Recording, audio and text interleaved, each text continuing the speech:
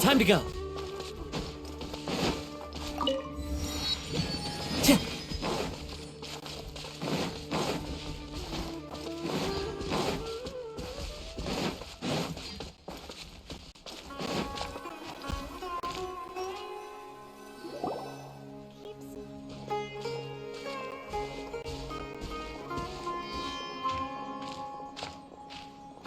Sumeru City! We finally made it! Oh, did you see that? When those people entered the city, something on their heads lit up. One moment, please, you two. It appears this is your first time visiting Sumeru City. Oh, yeah, that's right. But how did you know that? Because there's currently no information on either of you in the Akasha. But no need to worry, that won't prevent you from entering the city. In fact, the Academia conveniently provides each traveler to Sumeru City with a device. Perhaps you two have heard of the Akasha before. It's our beloved Greater Lord Rukkhadevata's lasting legacy, a treasure trove of collected knowledge. After centuries of tireless research on the Akasha, the Academia created one of its most ingenious inventions, the Akasha Terminal. As long as you are within Sumeru's borders, you may use an Akasha Terminal to connect directly to the Akasha and access any knowledge you need. I should mention that due to technical limitations, the operation of Akasha Terminals will be much smoother and more effective in large cities such as Sumeru City and Port Ormos. Oh, so this is the thing that Tainari was telling us about. It sounds pretty amazing. You two are quite fortunate. Until recently, it was standard practice to only issue Akasha terminals to outlanders who spent an extended amount of time in Sumeru. However, this policy was recently changed, and now all travelers are issued one upon arrival. Here are your Akasha terminals. Please handle them with care.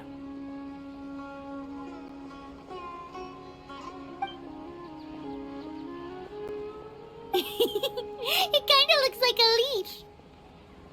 To activate it, simply hold it in your hand and say the following phrase to yourself. May the mighty God bless us with their voice of wisdom.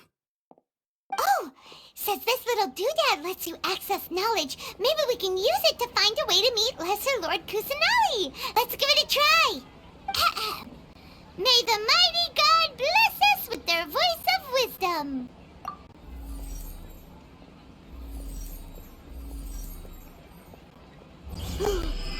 Whoa! Just now, something clicked, and Paimon suddenly knew how to use this thing. It seems all we need to do is concentrate on what we want to know, and bam! You get it. Oh, that'll come in real handy. Exactly. That is the power of the Akasha. And with that, let me officially welcome you both to Sumeru City. May the wisdom of the Dendro Archon always be your guide. Okay, now that we're in, we can check the Akasha about Lesser Lord Kusanali. Let Paimon try. 500 years ago, the sages found a newly born deity from within some scorched ruins. The deity now resides in the sanctuary of Surasthana. Seems pretty similar to what Kali was telling us. Okay, next, let's concentrate on asking how to meet her. Huh? Paimon doesn't sense anything. Oh, come on! Ugh. Focusing on this question feels like when you have something you're trying to remember and it's on the tip of your tongue, but you just can't think of it. Ugh. Paimon's brain is exhausted. Oh, smart idea. But what are you going to ask it?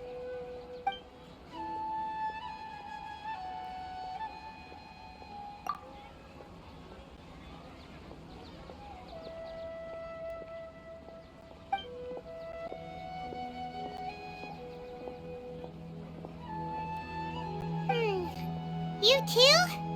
Well, glad it's not just Paimon.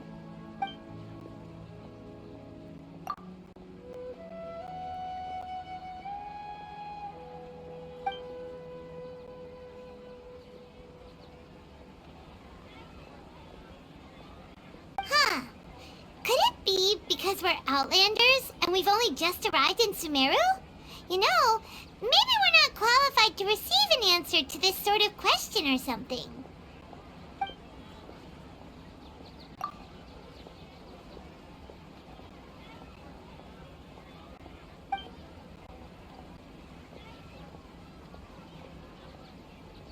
Uh-oh. Paimon's getting all teary-eyed all of a sudden. It feels like the people of Sumeru really missed their Archon.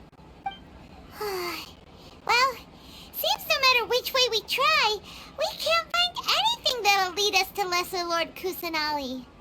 Guess our only choice now is to try meeting with the researcher that Tainari recommended. He's from Sumeru and even has a position in the Academia. Maybe he'll be able to access more info from the Akasha. Let's see. Tainari wrote an address on the letter's envelope. Oh, it's not far from the city's gate. Yes, we must Let's document head over and have a look. Hopefully he's at home. Hello, are you Rohawi? Yes, that's me. Can I help you? Great! You see, Tainari sent us here and... What? Tainari? Please, there's no need to say anything, really. Sure, I admit that the article I published last month wasn't my best work, and maybe the data didn't produce the most convincing results, but... Here! This is a letter from Tainari! Oh, let me see... Oh! Ooh, what a relief. You two nearly scared the life out of me. So you two just have some questions for me? Seems even Tainari acknowledges my innate ability for procuring information. So, what is it you two would like to know? We want to meet with Lesser Lord Kusanali. Do you know a way we can do that? You mean you want to meet the Dendro Archon herself? This isn't exactly my area of expertise, but let me see what I can find in the Akasha.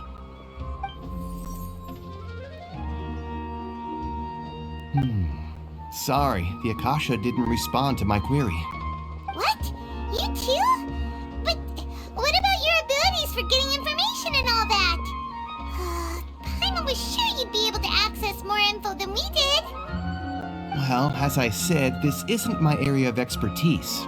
I am but a lowly researcher, so the Akasha doesn't see a need for me to know more about the Dendro Archon. All I know is that ever since Lesser Lord Kusanali returned to Sumeru, she's never left the Sanctuary of Sorasthana or made a public appearance. Huh. Didn't expect her to be such a mysterious figure. The Dendro Archon is somewhat of a recluse. Perhaps she just doesn't want to entertain visitors, which would explain the lack of information in the Akasha. But then what can we do? No need to worry just yet. I'm only hypothesizing here. You could certainly try asking around and see if anyone else has ideas. And besides, you two should consider the bright side of things. Not being able to see Lesser Lord Kusanali may not be a bad thing. In this world, there will always be information you cannot obtain from the Akasha and things you can never accomplish. Knowing when to yield is a form of wisdom. Take me, for example. It's a miracle if my brain cells can spit out one paper every 3 years. But Tainari? That guy can publish 3 papers in just a single year. Okay. Thanks for your advice. Don't mention it.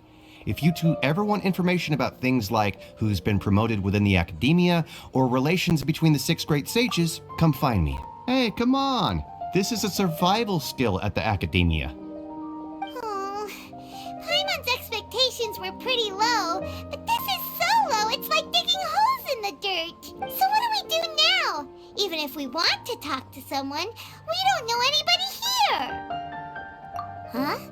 Like who? Oh, you're right! Catherine! The Adventurers Guild has its own intel network. Let's hurry and find her. Don't forget that. Yes, we must document everything. Watch out for pickpockets.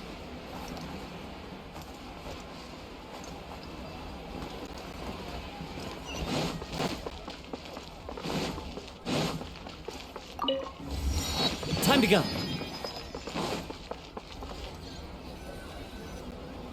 Ad Astra Abyssask. Hello, traveler, and Catherine, we need your help with something. understood. The Adventurers Guild is always ready to serve you. With what do you require assistance? We want to meet with Lesser Lord Kusanali. Do you know a way we can do that? You two wish to meet with Sumeru's Archon. Understood. Please wait.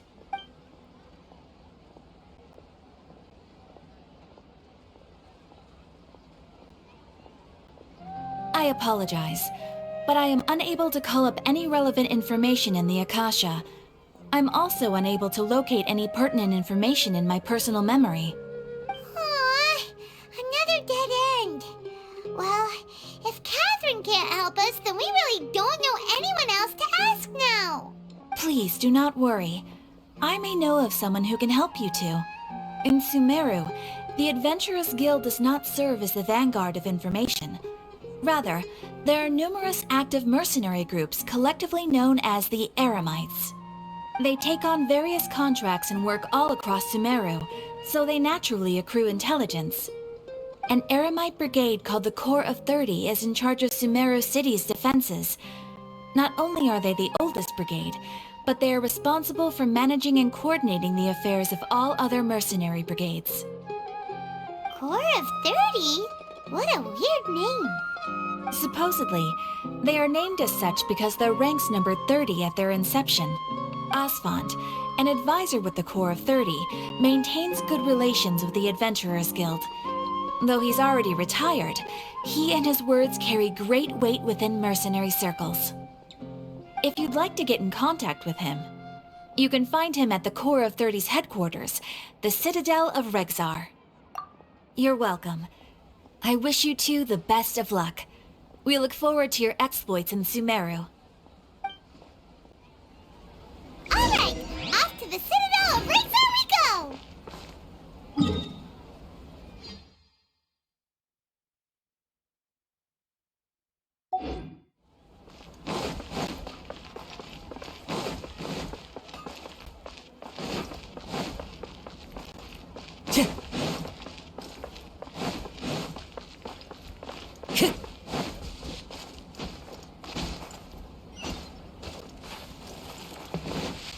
Time to go.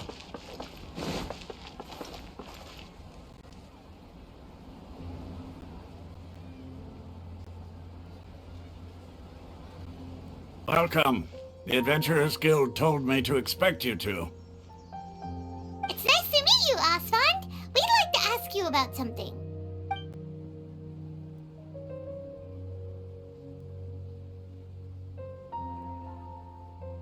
I see. So, Catherine's the one who sent you this way. Ha! It's true that the Eremites' network is vast, but even I can't help you meet the Dendro Archon. Wait, seriously? That's it? Afraid so. The Eremites aren't terribly religious, so we don't know much about divinities. As far as the Akasha goes, we can access even less than you. We originally came from the desert. The gods there died off long ago. Since those days, we've used our own two hands to carve out a living. We don't beg gods for their aid. It isn't just us, though. If you ask me, I think most in Sumeru aren't interested in Lesser Lord Kusanali. Oh? Why's that? Just take the Academia, for example. They're the ones who truly rule Sumeru. Although they believe in gods, most of them only care for the late Greater Lord Rugudevada. In their eyes, she was the one who founded Sumeru and gifted us with the Akasha. Lesser Lord Kusanali just happened to inherit her legacy. Because of the Academia's influence, most citizens are more familiar with Greater Lord Rugudevada and hold her in greater esteem. Not to mention that Lesser Lord Kusanali never makes an appearance, and the Academia never announces anything about her. As far as the people of Sumeru are concerned, she's just a god that exists. And that's all. Really? Aw. After hearing all of that, Paimon sort of feels bad for Lesser Lord Kusanali. Ha! But who knows? We're all just guessing when it comes down to it. Besides, I'm sure the God of Wisdom doesn't worry about her reputation among people like us. All right. Well, thanks for the info, Osfond. No problem. Always happy to help out the Adventurers Guild.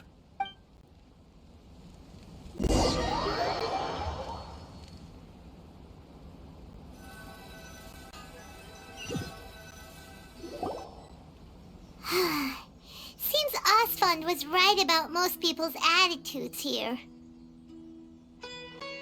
Not only are they not interested in the Dendro Archon, they even say stuff like, if the Akasha doesn't think I should know, then I don't need to know about it. We've been asking for information non-stop ever since we got to Sumeru. But the harder we try, the more helpless everything seems. Isn't there at least one person in this entire city who cares about Lesser Lord Kusanali? Oh, you two are interested in Lesser Lord Kusanali? Huh? Who are you? From the sound of it, you two are Outlanders who recently arrived here. You've been asking around for information on Lesser Lord Kusanali, right? Oh, I'm sorry. I forgot to introduce myself. I'm Dunyarzad, one of Lesser Lord Kusanali's faithful followers. Whoa, really? Then do you know how we can meet with her? I'm afraid I can't help you with that. But your conversation earlier did happen to remind me of a legend about the Dendro Archon. Sure. It goes like this. Long, long ago, there was a man who heard a prophecy. It predicted that a great calamity was about to befall him. Panicked by what he heard, the man sought out the Dendro Archon in hopes that she would bless him with the wisdom to help him escape his predicament. The man journeyed across deserts and through rainforests and experienced tribulations of every kind. However, he still couldn't find any trace of the Dendro Archon. In despair, he thought, alas, the Archon has abandoned me. He then had no choice but to sorrowfully resign to his fate. Okay, and then what happened? And then, the calamity came. But to his own surprise, the man felt somehow emboldened by the trials of his journey. By relying on his own strength, he managed to overcome the adversity. At that moment, a bird perched upon his shoulder. This bird was, in fact, an avatar of the Dendro Archon. She said, "O Archon Seeker, do you now understand? She and her wisdom have long been found by you. Along your journey, we were in every flower and blade of grass, every ray of sparkling sun, and every breath of dancing wind. So long as you continue to think and ponder, we'll be wherever you go." Yeah, thanks for the story! Paimon feels all warm and fuzzy inside after that.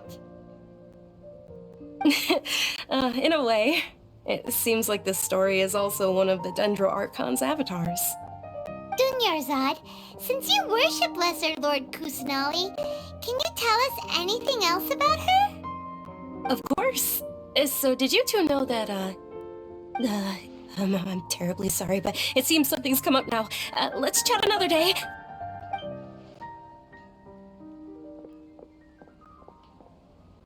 Hey, wait! What the heck just happened? It looks like they're searching for someone. Dunyarzad was acting super nervous just now. You think they're looking for her? Ugh, this stinks! We finally managed to find a lead about Lesser Lord Kusanali! We can't let them get in the way now! Let's see if we can get rid of them. Then we can catch up with Dunyarzad! Hey, have you two seen a brown-haired girl wearing a purple top and a long blue dress? We're looking for her. Did she have bandages wrapped around her wrists? Yes, that's her. Did you see which direction she went? Yeah, she went that way. Quick, after her!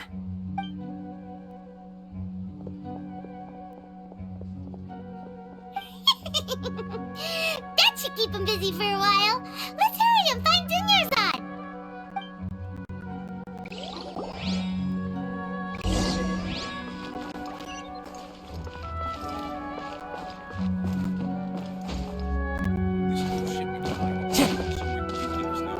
Time to go.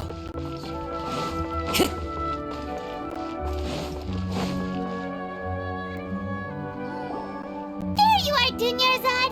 We thought you might have been long gone by now. Oh, it's you two. Oh, you startled me there. You can relax now. We threw those people looking for you off the trail. Really? Thank you so much. Unfortunately, I believe there's still more of them out there looking for me. Uh-oh, looks like there are some coming this way. Huh? More of them? Then what are we standing here for? Run! No, wait, my body isn't in the best shape. It's difficult for me to run. Okay, sounds good. There's a tavern on the other side of the port we can go to. They probably wouldn't expect me to hide in a place like that. All right, let's move out. Stay behind us. We'll keep an eye out for anyone looking for you.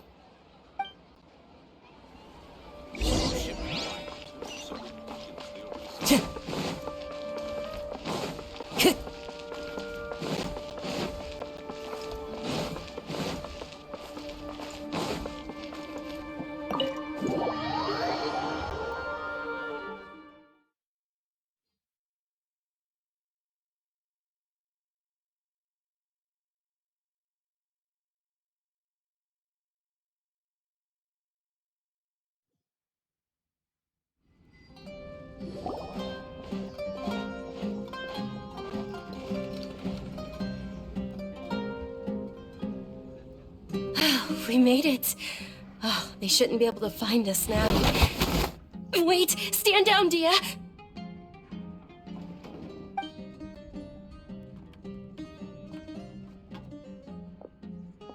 My lady, who are these two? They're travelers that I met on the street just a moment ago.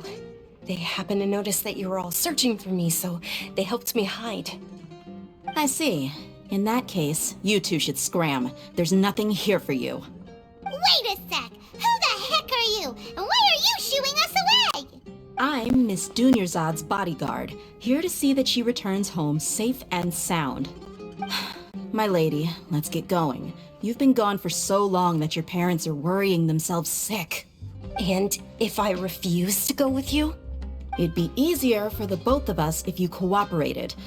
But if you insist on not going, then I'll have to carry you like a sack of potatoes. Hey! Dunyarzad already said she doesn't want to go back. Why are you still pushing her? Stay out of this. You don't understand the situation. Sorry, my lady. Even though I'm your bodyguard, your parents are my employers. I have to answer to them.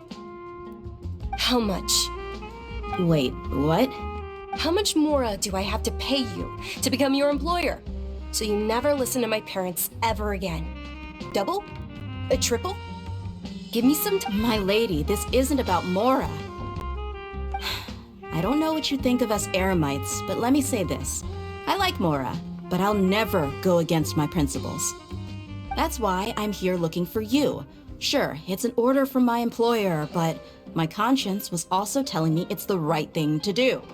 And knowing your health, carelessly running around like this is gonna hurt ya. For the sake of those who love you, don't be stubborn. No, you're wrong. I'm aware of my limits, and I know what I'm doing. Honestly, the only people being stubborn right now are my parents. And they know perfectly well that it makes no difference if I'm at home or not. They still won't accept reality. And every time I bring this up, they just change the subject.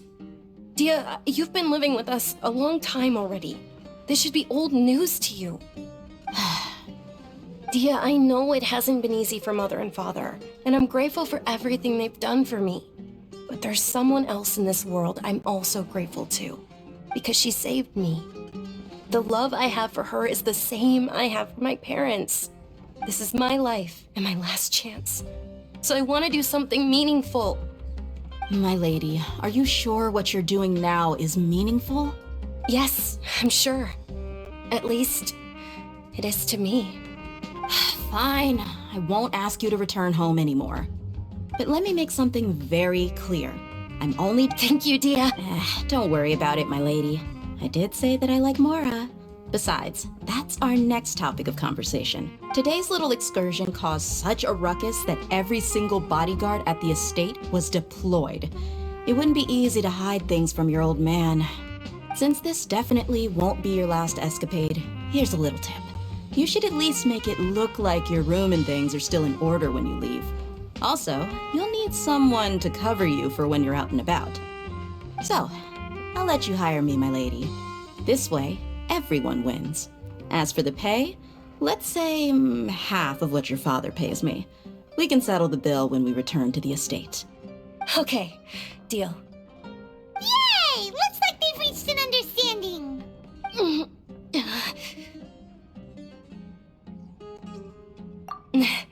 I'm fine, really. I just feel a little tired now that things have calmed down. My lady, stop trying to look tough. We're already in a tavern, so let's rest up and grab some grub. I'm sorry for worrying you two. If you don't mind, I'd like for you to join us. Sure! After you rest up, we want to hear more about Lesser Lord Kusanali.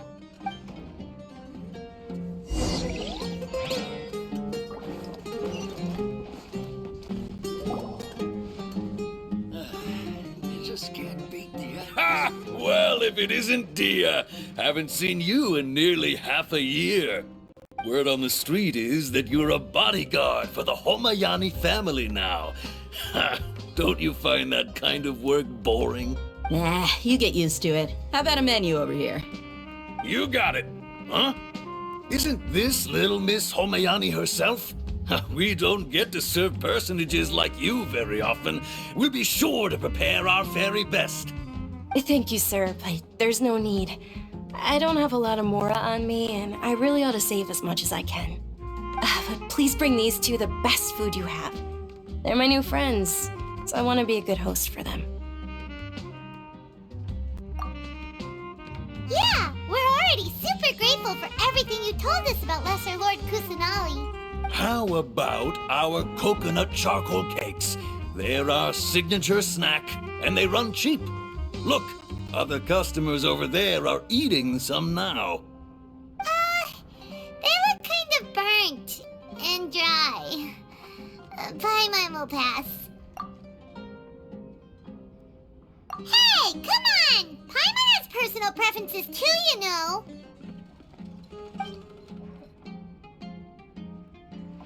Dunyarzad, we asked a lot of people when we first arrived, and almost nobody was interested in Lesser Lord Kusanali. So, what made you want to follow her? Well, remember when you asked me if I knew how to meet the Dendro Archon? Even though I don't know how, I think I've actually seen her before. Huh? Really? Yes, it was when I was a child. At the time, my illness had kept me bedridden for the better part of a year. I was stuck inside and couldn't make any friends, and my parents did their best to find treatments for me. But even then, the Akasha didn't have any helpful information. My younger self no longer had any hopes or dreams. One flare-up was so bad that I was in a semi-conscious state for several days. Then one night, I woke up alone in my room. I was terrified. My body was paralyzed. Even if I cried, there was no sound. At that moment, an ethereal voice spoke in my mind. Dunyarzad, don't be scared. You don't have to cry. Dunyarzad, don't be scared. You don't have to cry. Who are you? How do you know my name? How do I explain this? You might not be able to understand, but actually, I know everything about you. Really? Of course. I know that you're scared of thunder, that you hate taking medicine every morning, and that you love counting the petals on your mom's skirt. Wow, you really do know everything. Dunyarzad, is there anything you want? What? Not really. I can't go anywhere or do anything. Huh? But aren't you a child? All children have wishes. Tell me what you want, and maybe I can make it happen. And can you make my illness go away? Oh. I'm sorry. But I'm not powerful enough to do that right now. Then, can you be my friend? After that, the voice said, "Okay, I'll be your friend." Although my body was suffering during those days, that voice encouraged me and told me many wondrous things. Beyond my window was the flourishing Sumeru city. Beyond the city was a lush rainforest. And beyond that was the wall of Samiel, deserts, and all of Teyvat. Once I finally made it through that bout of illness, I couldn't hear that voice anymore. I told my mother about it, but she said that I must have been dreaming. But I know that that voice wasn't a figment of my imagination. Before that, I had never heard of Teyvat. Yes, for sure. If it weren't for that voice, I would have never grown curious about the outside world, nor would I have learned how to read and enjoy so many books. That voice sparked a desire for wisdom. It had to have been the Dendro Archon. I've been hoping for a chance to repay her kindness. In fact, I was running around today to help prepare the Sub-Zerus festival for her. What's the Sub-Zerus festival? It's Lesser Lord Kusanali's birthday, which was the day that she was found by the sages. It's actually an old holiday that originally celebrated Greater Lord Rukkhadevata's birthday. When she passed away, the holiday eventually became a celebration of the Lesser Lord's birthday. I heard everyone was overjoyed when they welcomed her back to Sumeru. In those days, the festival was a huge deal. But because of the Academia's influence, people have gradually lost interest in the festival. The Academia actively participates in Sumeru's many holidays dedicated to Greater Lord Rukkhadevata. But when it comes to the Sub-Zerus festival, forget any funding. They practically act like it doesn't exist. Maybe they see Lesser Lord Kusanali's birth as confirmation of Greater Lord Rukkhadevata's death, so they're reluctant to celebrate it. Aw, but that's awful. It is. It's absolutely terrible. Sure, the Greater Lord founded Sumeru, but hasn't Lesser Lord Kusanali been the one quietly protecting us for the past few hundred years? Just remember that we're still out in public. Don't get too carried away now. I know that people over by the Grand Bazaar still hold the Sub-Zerus festival to this day, but I hadn't met any of them before, so I was never able to contribute. But recently, I made a friend there who also follows Lesser Lord Kusanali. I gave her my savings because I want her to throw a wonderful festival this year. That's the least I could do for Lesser Lord Kusanali. Hold on, my lady. Does this friend happen to be Nilu, the one who sends flowers to the estate? Yes, that's her. I saw her leaving the other day with a nervous look on her face.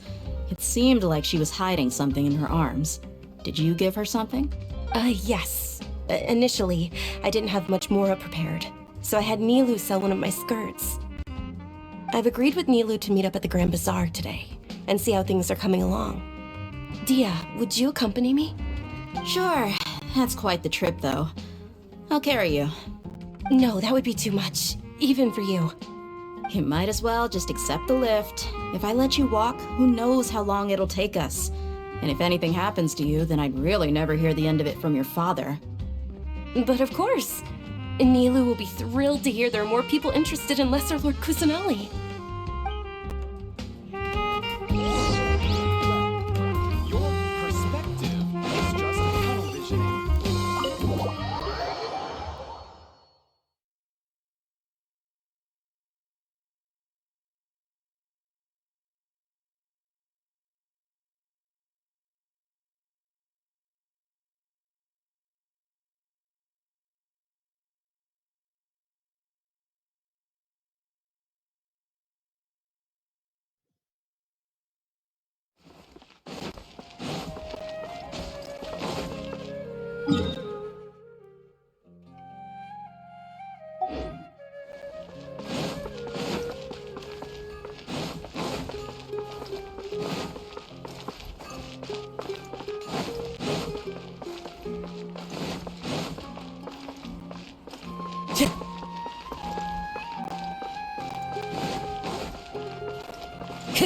Time to go.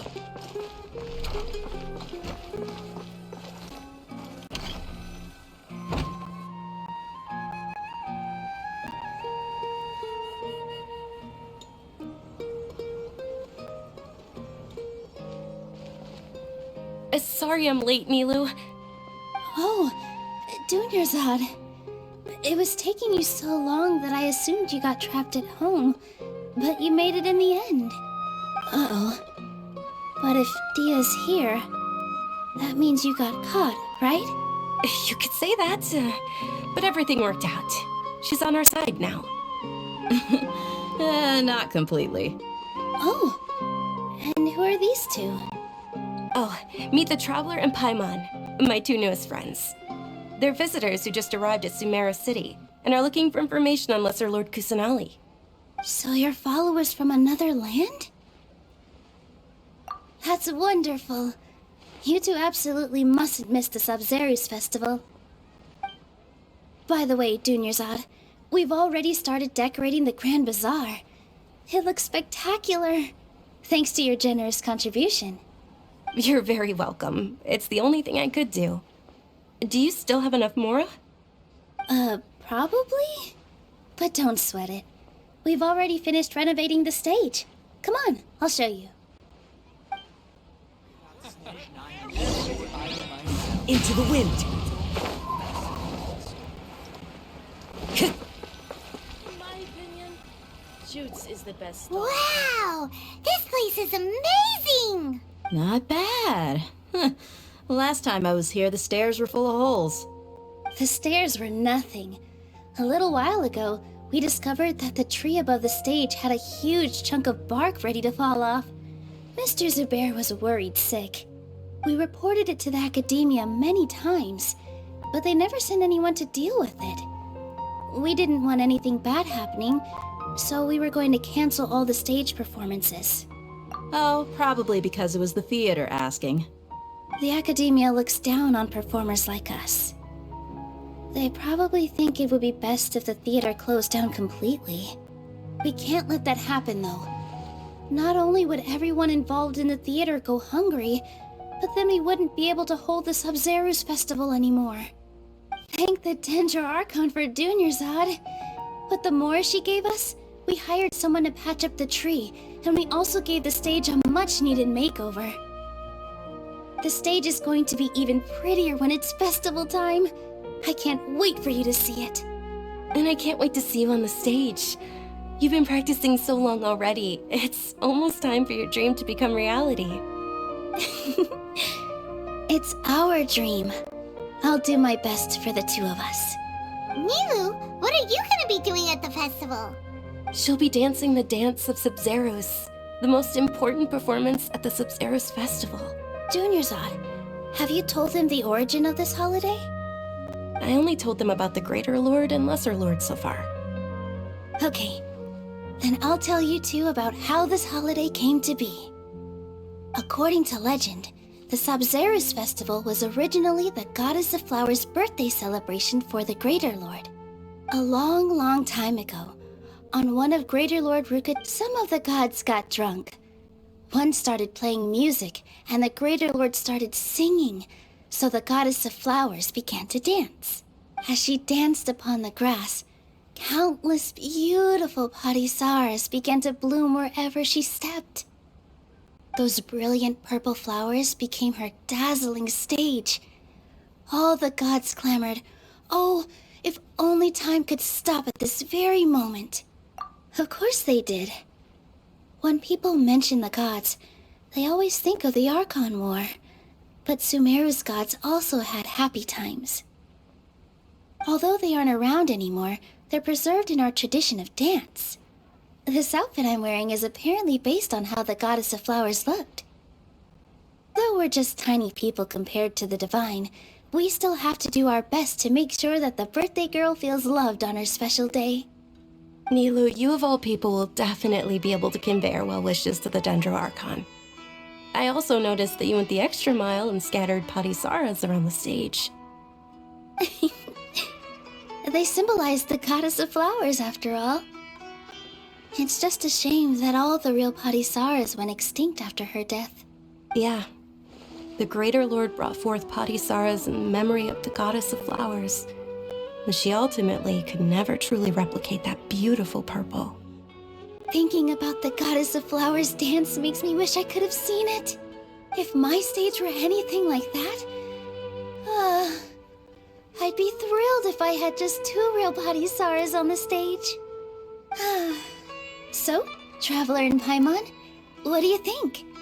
Interested in the Sabzeruz festival? Will you two be coming? All of Lesser Lord Kusanali's followers will be there for her birthday. It'll be a good opportunity for you to learn more about her. Ooh, Paimon thinks that's a great idea! Hey, come on! There's nothing wrong with enjoying a festival. Besides, it's Lesser Lord Kusanali's birthday! She'll be happy to have more people who are celebrating it. So how about we all attend the Sabzeruz festival together? Dunyarzad, let me show you which stage decorations we've picked out so far. Traveler and Paimon, if that doesn't sound interesting to you, then feel free to explore the area. Everyone at the Grand Bazaar loves Lesser Lord Kusanali, and we're all looking forward to the Sabzeruz festival. In that case, we'll take a look around.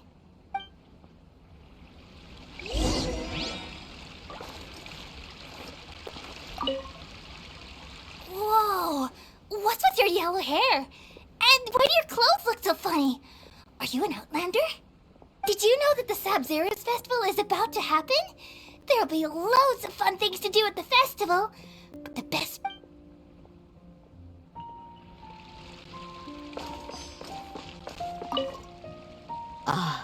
Dancing at the Sabzeruz festival. You know, I also danced when I was younger.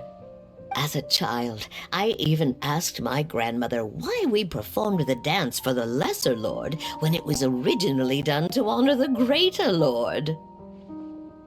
My grandmother said that Greater Lord Rukkhadevata is a beloved deity and honored by all, and Lesser Lord Kusanali is too.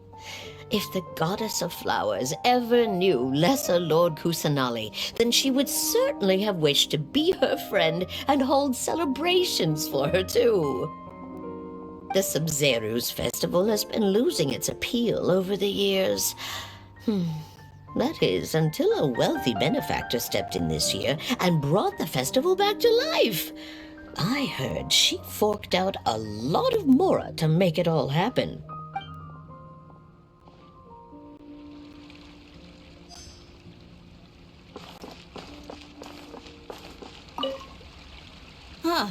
Revamping the stage for the festival couldn't have been easy, that's for sure. I bet this year's festival will be one to remember. I don't know much about the Grand Bazaar, but I do know that the residents here have a penchant for song and dance. 2 things that the academia doesn't particularly approve of. Oh, and the perfume sold around here is a lot better than what you'll find elsewhere. The fragrances are longer lasting and they're gentler on your skin and... I mean, that's what I've heard at least.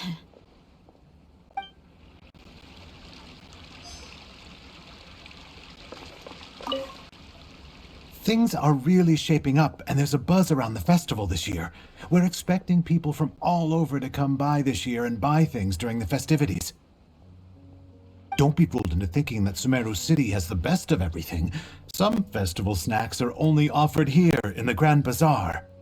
And when it comes to musicians, dancers, or singers, the Grand Bazaar's got the best of the best. Sure, those folks at the academia might not like it, but what's a festival without song and dance? Shoots is the best stall. Time to go. Milu, your outfit looks amazing. There's also something different about you from when we first met up. I thought I'd add a little extra pizzazz to my dress for the festival. See? Wow, did you sew all that yourself? Uh-huh. Sewing is a fundamental skill for everyone in the theater company because we make all our own costumes. Did you know that Mr. Zubair not only can make costumes, but props too? I've noticed that you can't keep your eyes off that crown over there. Would you like to try it on? May I? Of course. The legends say that the goddess of flowers had beautiful horns on her head, so this crown was made to reflect that.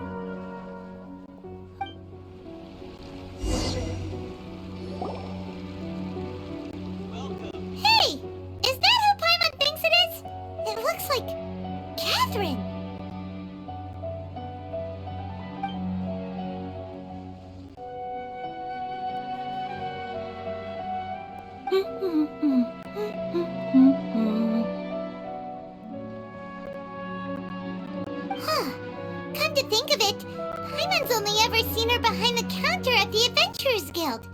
This is the first time we've ever seen her taking a break. Hey, Catherine! Huh? Oh, hey! It's the Traveler and Paimon! What's shaken? Whoa, break time Catherine sure sounds a lot less formal than usual. Paimon was still waiting for her to say Ad Astra Abyssosk. Sure. Standing behind the counter at the Adventurers Guild doesn't require any complicated functions.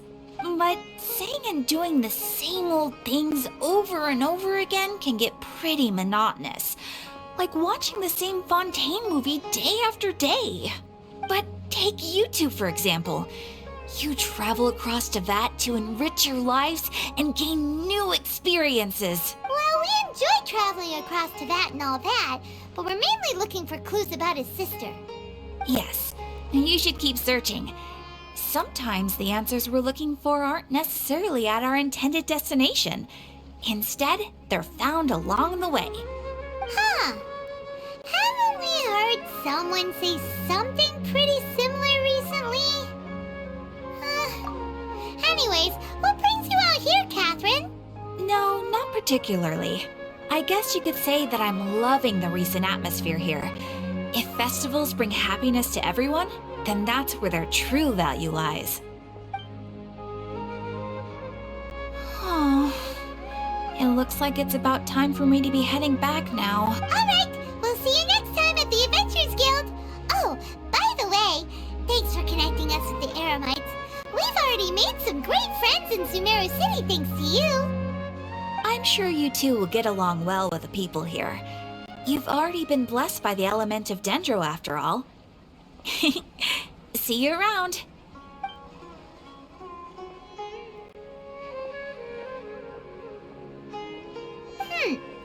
There's something really different about Catherine today. Hey, Traveler. Paimon. Oh, hey, Dia. What's going on? I've got something to tell ya. My lady knows you're looking for ways to meet Lesser Lord Kusanali, and she's been trying to come up with a way to help you. Well, I have an idea that might help. Are you serious? We'd love that! It might not necessarily pan out, so don't get your hopes up too much. I'll need to take you... my lady is feeling a little worn out at the moment. Nilu's found a place for her to rest.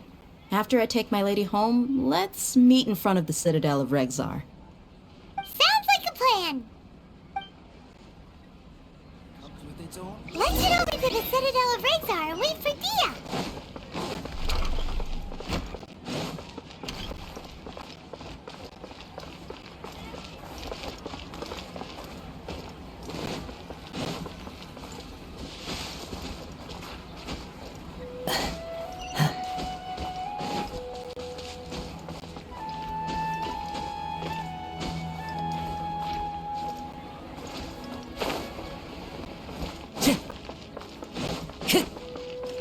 The wind knows me.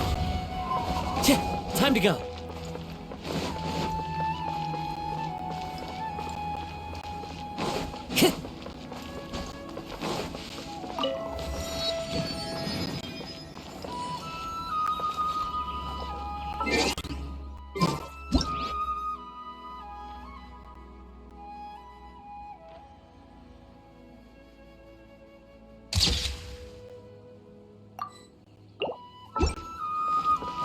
Time to go.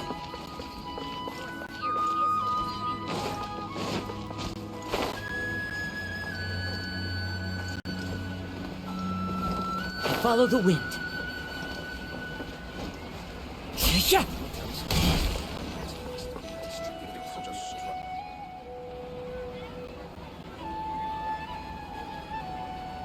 Sorry, I'm late. It took some convincing for the master and mistress to believe that Miss Dunyarzad was only sitting in the port for a while because she was in a bad mood. Anyway, I guess I should be thanking you. I haven't seen Miss Dunyarzad that happy in a long time. If it wasn't for you two, she probably would have been caught and dragged back much earlier.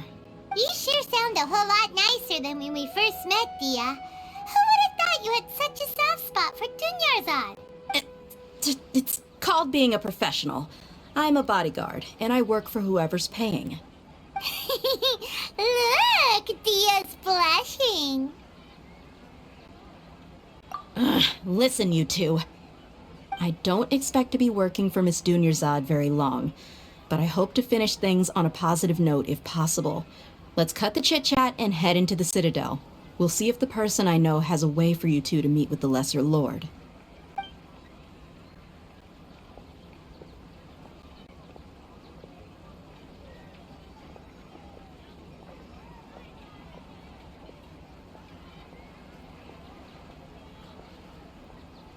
Oh, hey, Chief. Ha, Dia! What are you doing here? And well, didn't expect to see you three together. I take it you all know each other already? Mm-hmm. We met this morning after the Adventurers Guild pointed us to Osfon for more info. No kidding. Huh. So, where's Ruksha? I thought I'd help these two out by asking about the theft. Anything you can tell him? Rookshaw's gone over to the Academia. The Grand Sage recently ordered Sumeru City to begin bolstering its defenses, so people from all over have been called back to the city. Since you've already mentioned the theft, I suppose I might as well tell him what we know. Appreciate it, Chief. Theft? Sorry, what the heck are you guys talking about? Just recently, the Academia lost something, and there's a chance the item is connected with the Dendro Archon. This case might just somehow help you in meeting her. I suppose that's one way to look at it. But if you ask me, the case is more about the Academia than anything else. Let me fill you in. The Academia recently sent a convoy to pick up an important package from Aru village. Word got out, and the convoy was robbed on its way back. The Grand Sage took the whole matter very seriously. Not only did he dispatch the Matra, but also enlisted our help in the search for leads. All we know so far is that whatever was stolen is currently in Port Ormos. You two have heard of Port Ormos, haven't you? It's the largest commercial port in all of Sumeru. You can travel there by leaving Sumeru City and heading south along the river. The Academia's grip isn't long enough to reach all the way to Port Ormos, so the city's a little more laid back, meaning the population's also a mixed bag. You never know who you'll meet there. Apparently what was lost has a great deal to do with the Akasha, knowledge, and even the gods. I'm afraid I don't have any other details for you, though. If you're interested, maybe you could head to Port Ormos and ask around yourselves. If you want my advice, try introducing yourselves as students of the Academia once you're there. Are you serious, Chief? All the Academia students are in Sumeru City, you know. Why should they pretend to be students in Port Ormos? If you're also interested, just go there and see what happens. Count me out. I've got plenty of work to do here for the Homayani family. And take it from me, if you two really do decide to visit Port Ormos, you'd best watch your backs. Let's just say that the Eremites there aren't nearly as friendly as those here in Sumeru City. There are even some extremists who go around shouting slogans like, "Retake Sumeru for the Scarlet King." Word is that more and more are joining their movement. They're becoming a real headache for Chief and the others. You bet they are. The Scarlet King's been dead for thousands of years. Now they start spreading rumors of his return. Ridiculous. Not everyone's like you, Chief. Even the desert natives who abandoned their homes in the wilderness still wish to have a god of their own. Well, Traveler, that's about all the information we have for you. Thanks, Dia! And you too, Osfond! Since we've gathered all we could for the moment in Sumeru City, let's head to Port Ormos and see what we can find next. Miss Dunyarzad is looking forward to seeing you both at the Sub-Zeru's festival, so be sure to get yourselves back here in time for that. Good. Then we'll see you both at the Sub-Zeru's festival.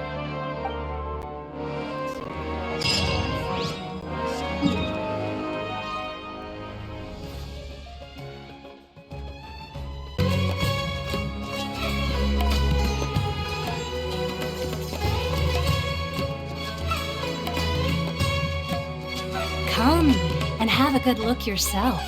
Traditional spices of the highest quality, made with pride and experience.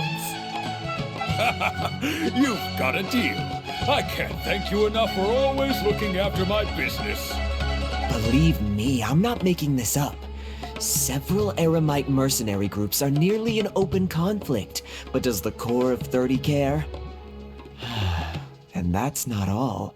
Did you know that... Wow! Talk about hurly-burly! This place is busy! Well, guess that's only to be expected for the largest port in Sumeru.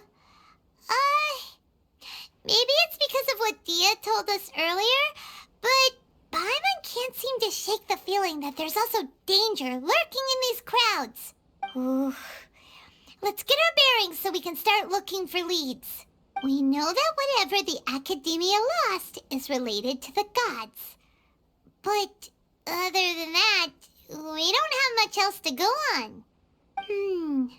Osvan told us to try posing as Academia students while asking around. Paimon checked the Akasha on the way here, and the Academia doesn't seem to have any research facilities in Port Ormos. Paimon doesn't get it. Won't we look even more suspicious going around saying we're Academia students and asking about the stolen item? Well, given all the people that come through here every day, if there's any information to be found, Paimon bets we could find it in the market. Let's ask around and see what we come up with.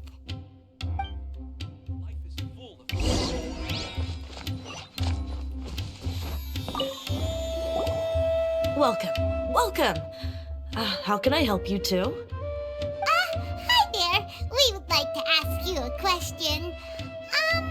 Do students from the Academia ever come to Port Ormos? Of course. Especially around this time of year. Students from Sumeru City that are about to graduate often come to Port Ormos to cut loose a little.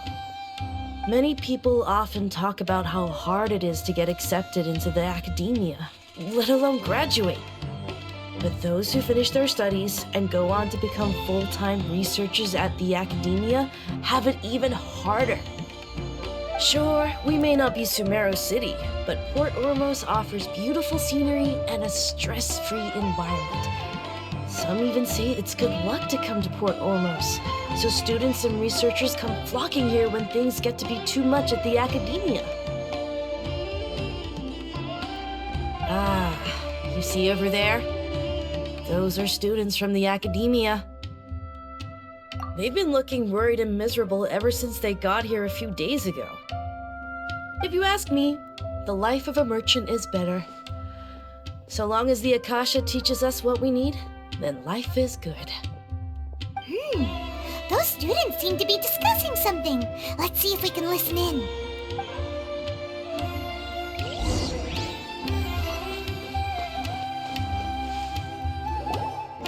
It's no good.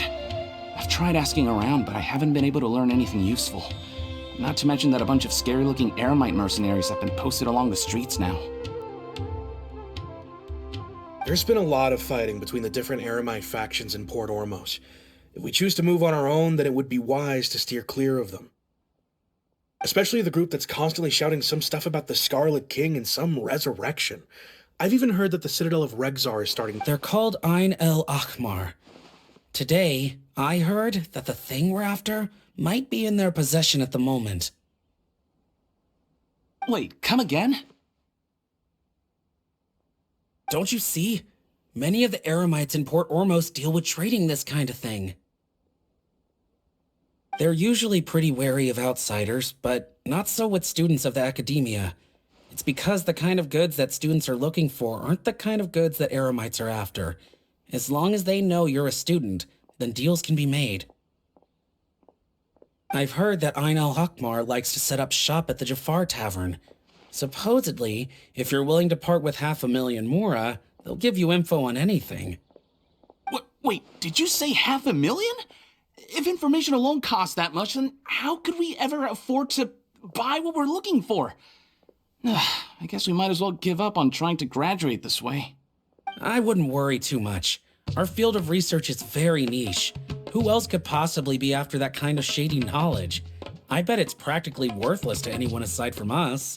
Well, I guess that makes sense. Then the only thing left for us now is to find a way in. Why don't we all just pool our money together and pay for the information? Whoa! Did you hear that? A niche field of research and shady knowledge? It all sounds pretty suspicious to Paimon. Is knowledge something people just buy and sell like that? So, what's her plan? Wait, didn't you hear what they just said? Buying information is going to cost us 500,000 mora! Have you lost your mind? Oh, alright. Paimon never thought she'd agree to parting with that kind of mora. But if you know what you're doing, then we should give it a shot.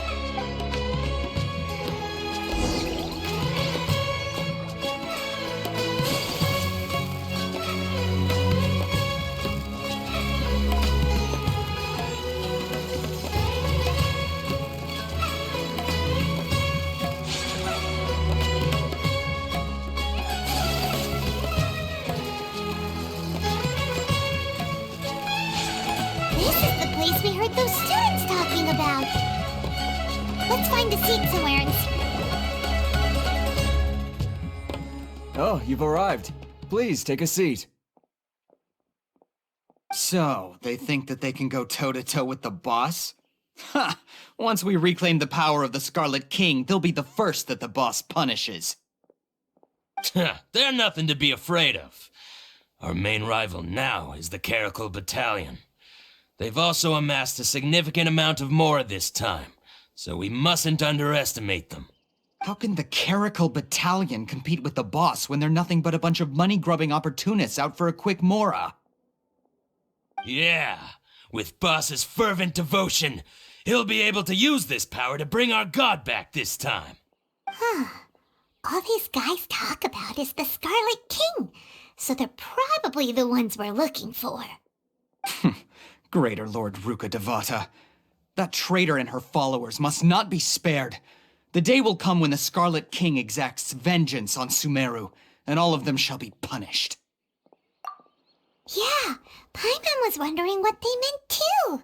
We should ask about that if we get the chance later.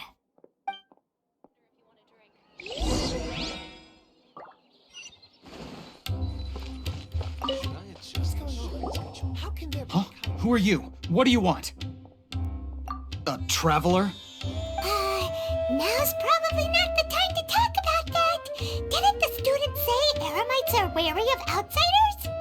A student? What's a student from Sumeru City doing in Port Ormos?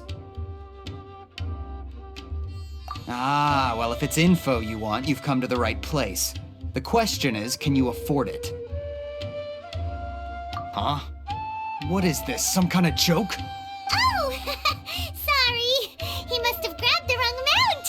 Hey, what do you think you're doing? Oh, Paimon can't stand to see so much more go. But there's no other choice right now. Here, this is the merchant's address. Whatever you're looking for, you'll find it there. Well, what are you waiting for? Oh, that's right! We heard you mention the Scarlet King just now. We're actually interested to know more because we're, archaeology students! Fine. Since you've already handed over the mora, I guess I can throw in a little extra info.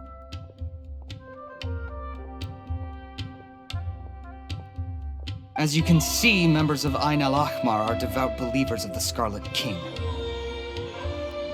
Years ago, the Scarlet King founded the great desert nation that was our homeland. It was an advanced civilization, far beyond anything you'll see in present-day Sumeru. The Scarlet King was the rightful god of wisdom, but he was betrayed by a companion he trusted. She even stripped him of his title, God of Wisdom. So, you mean the traitor was... Greater Lord Ruka Devata, yes! That shameless wretch destroyed the Scarlet King's civilization, and our ancestors were forced to flee to this land where we were made to suffer the tyranny of our enemies. Furthermore, she conspired with the Academia to cover up the truth of her actions, and create the merciful and benevolent facade for which she is now known. Ugh, just thinking about it sickens me. But the story doesn't end there, oh no. The Scarlet King isn't truly dead. The voice of the Oracle has been heard in the desert, prophesying his resurrection. Mark my words, our god shall return. And when that day comes, all followers of the traitor and all the desert dwellers who have forgotten their true god will suffer retribution together. If what I'm saying makes you shiver with fear, it might not be too late for you to become a believer of the Scarlet King. I don't have anything to say to you Academia people about that. I think this conversation has reached its end. Not just yet. This man is a fraud. Huh? You again? Deranged Academia lunatic. Yes, it's me again. I already warned you that if you weren't willing to sit and discuss things with me, I'd take measures to make things uncomfortable for you. Listen to me. That address he gave you is fake. Or at least, you won't find a merchant waiting for you there. This group has been boasting all around that they can provide information on a certain item as a means of luring people into their territory. Once you show up, they keep up the act until they have hard evidence that you want to purchase said item. Then they use that to squeeze you for all the more you're worth. Hey! Shut it all, Hatham! What are you playing at, trying to ruin our business like this, hmm? I told you the other day. I wish to discuss my terms with your boss.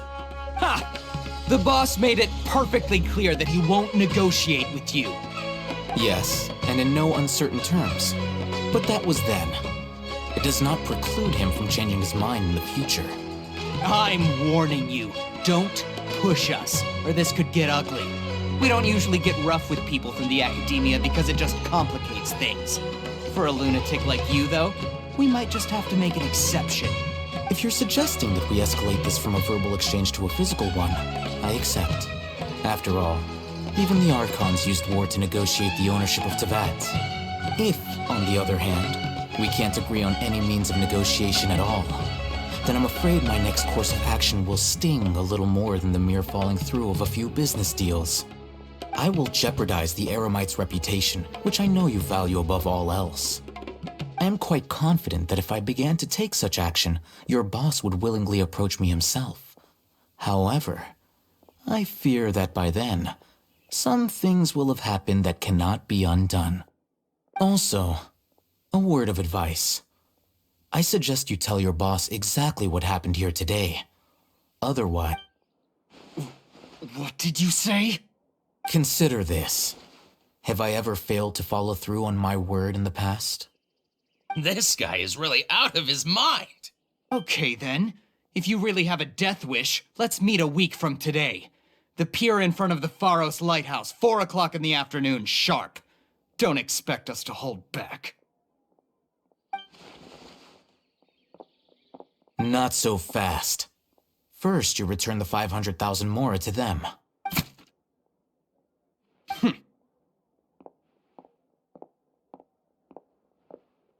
Please, I beg you, don't provoke them. We can't afford any trouble with this crowd. They haven't even paid for their food yet. Ah, Mr. Iman. There appears to be fewer staff in the restaurant recently. This wouldn't happen to be because they're all busy spreading the word to the students, would it? Well... Someone who chooses to do business with a group like that really can't afford to get so flustered the instant someone confronts them about it. Consider the meal compensation for our silence. I'd say you're getting an excellent deal. Whoa, did you see that? He not only got us our Mora back, but sent the Emirites running too! Plus, he seems to know a lot about what's going on around here. Let's catch up with him and ask some questions! Keep it that way! After him! Should I adjust the shipping schedule?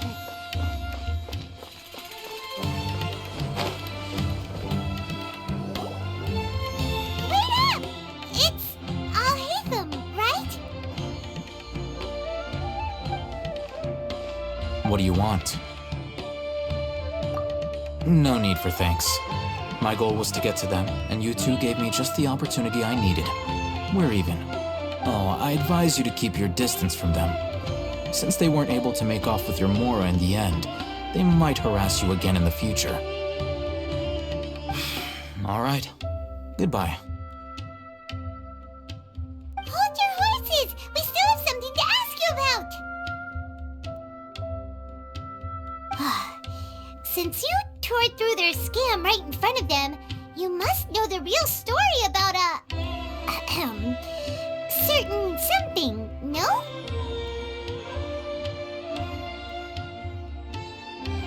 Who exactly are you two? And why are you inquiring about that? A student. Right. Look, you should know that those thugs conducting business with you had nothing to do with your lie. Huh? Oh, yeah! He's really strong! Weren't you saying something about a physical exchange? We can help with that. He doesn't even have a vision. Forget it. Maybe not, but he can still use elemental energy. Otherwise, there's no way we'd go asking for info from from guys like that. Those hot-headed thugs are definitely gonna bring a lot of backup for your next meeting. Even if you don't go alone, you won't regret taking us with you.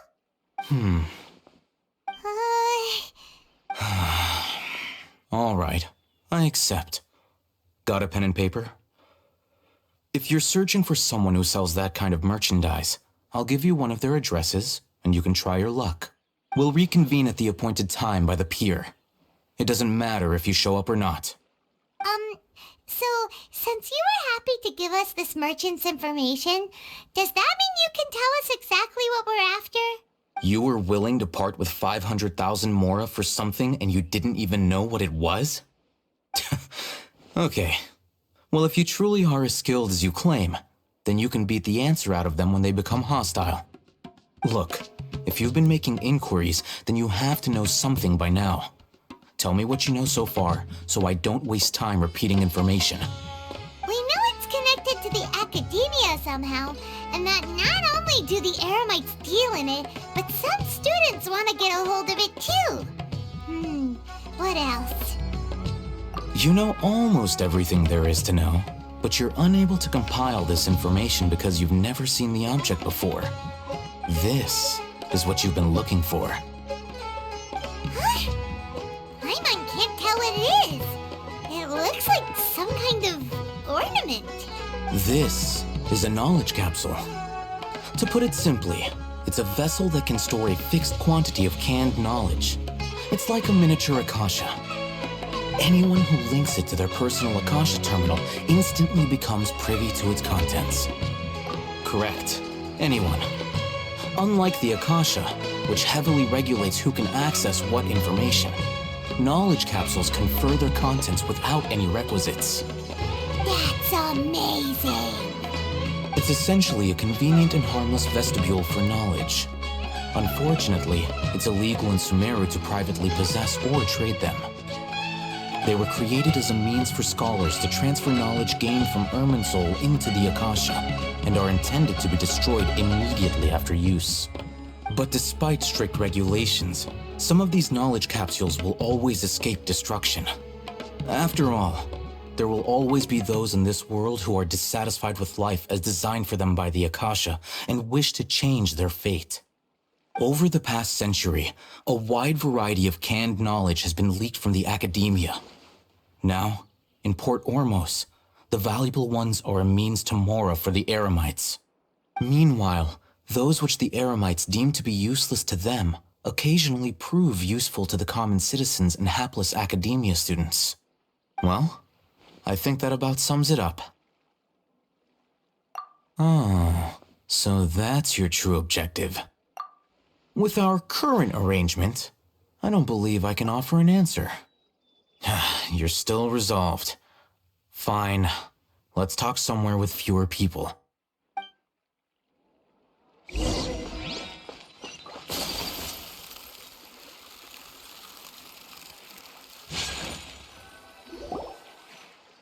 Let's continue our conversation here.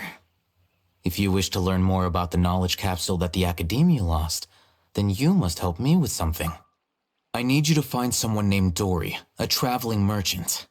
Unlike the peddlers who hawk inferior knowledge capsules, she often has quality goods in stock. Some say that as long as there is profit to be made, there is nothing she won't dare to sell. She's guarded against people from the Academia because most of her wares don't comply with Academia regulations.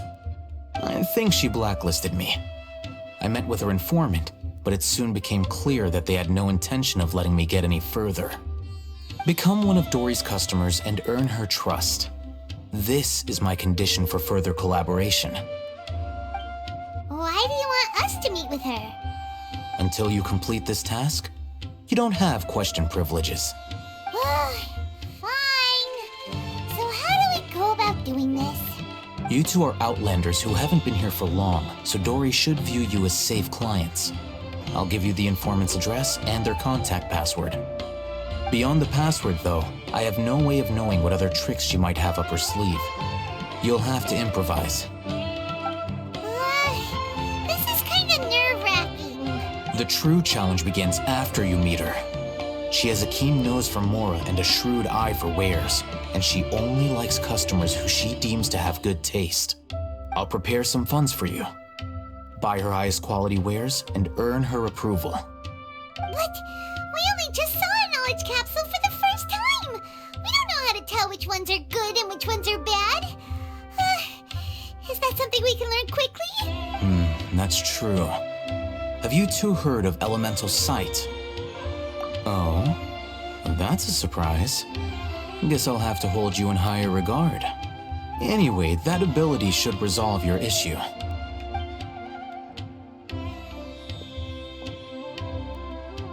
Here are 2 knowledge capsules. Tell me, can you detect any difference in their quality?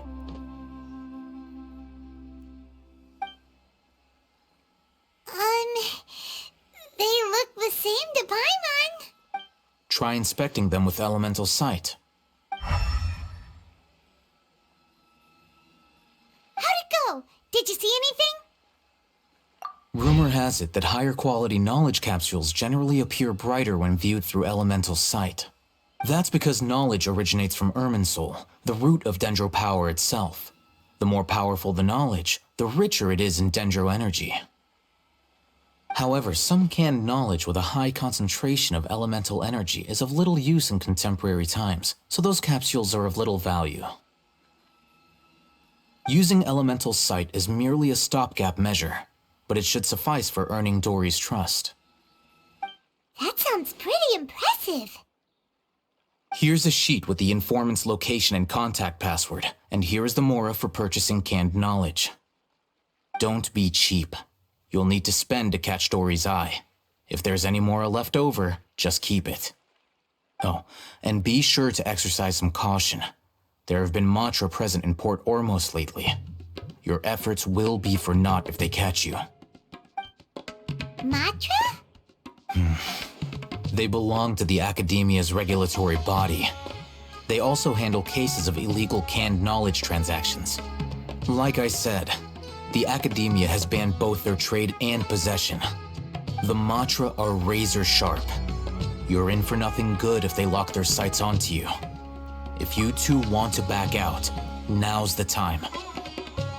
Okay, then we have a deal. If you succeed in your dealings with Dory, come find me at the Wikela Funduk. We'll have an open discussion then. Looking at what Al-Haytham wrote, Dory's important.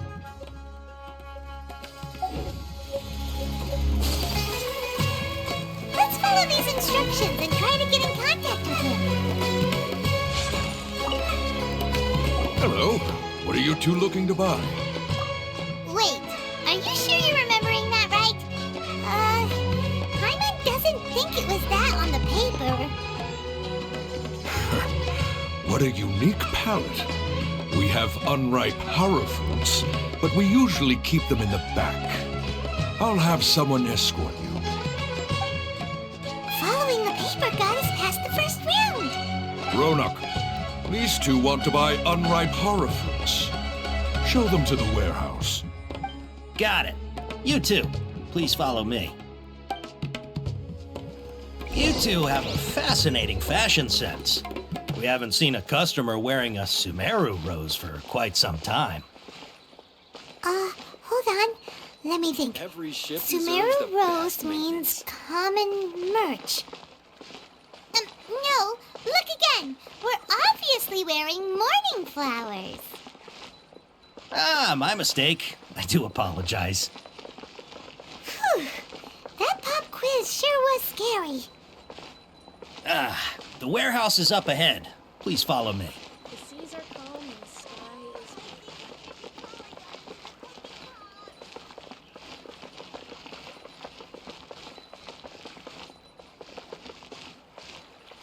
Retrieve your products, I need to confirm a few things. Please forgive me, but we may not have sufficient stock for you today. Earlier, many of our hara fruits were taken by mice. Hold on. That's not right. Taken by mice means they sold out. I'm sorry, but as things currently stand, we won't be able to fulfill your order. Why don't you two think things over? He's cautious of us. Let's take a closer look at the paper that Al-Haytham gave us.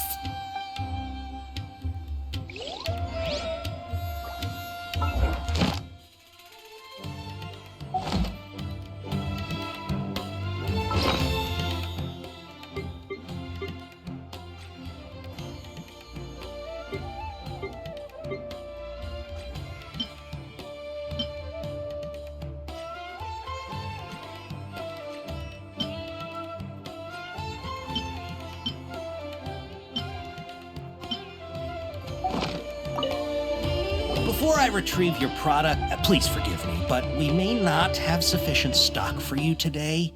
Earlier, many of our hara fruits were taken by mice. Thanks. If better goods come in, you'll be the first to know. You look like you have some skill.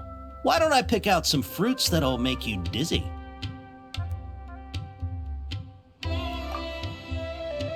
No, that's not it. The paper said that heat stroke is the answer to erudition.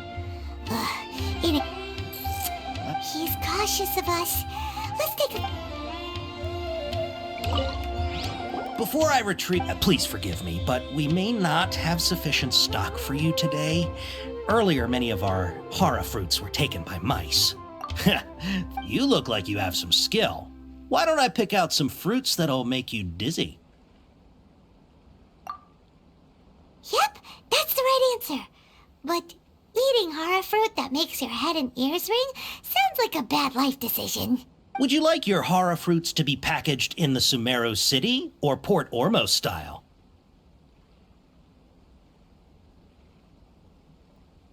I'm guessing that you're going for a more traditional packaging since this is your first time here.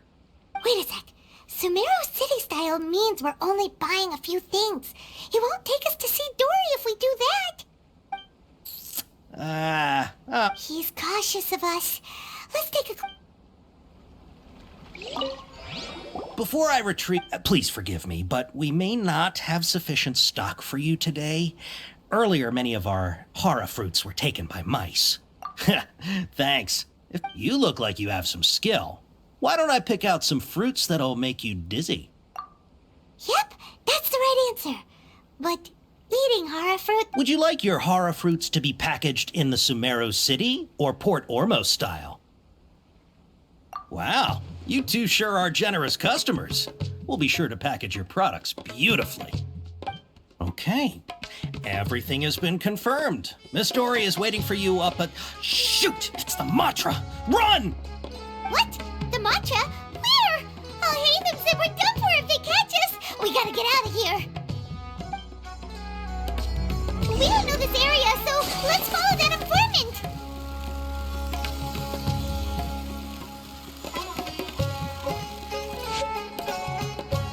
He ran that way.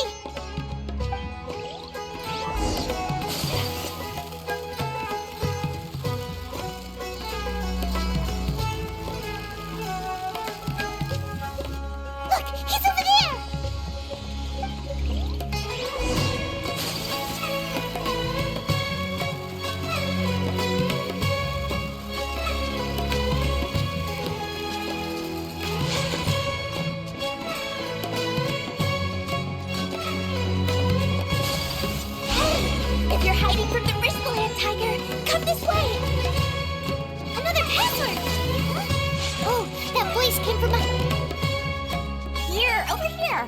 You can stop running now.